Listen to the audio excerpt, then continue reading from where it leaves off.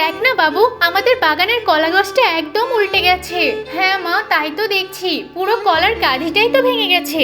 মা, কলাটা ধুয়ে বাজারে বিক্রি করতে যাব। ঠিক আছে, আমি তাহলে বাড়িতে রান্না করতে গেলাম।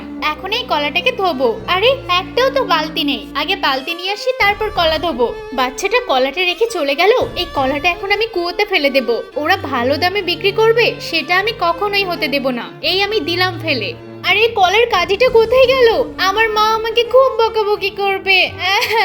এখন আমি কি করব? আরে কর কর, বেশি করে কান্না কর। কি হয়েছে বাচ্চা, আমাকে বলো। দেখুন না বাবা, কলাটা না এই কুয়োতে পড়ে গেছে, আমার মা আমাকে খুব বকবে। কোনো চিন্তা করো না, আমি কুয়ো থেকে কলাটাকে এখনই উপরে তুলে দিচ্ছি। ওই যে দেখো, আমার জাদু শক্তি দিয়ে কলাটা উপরে উঠে আসছে।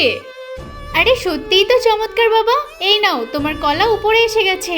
আপনাকে অনেক অনেক ধন্যবাদ, আপনি যা উপকার করলেন। আরে এই চমৎকার বাবার কি করে ফেললো?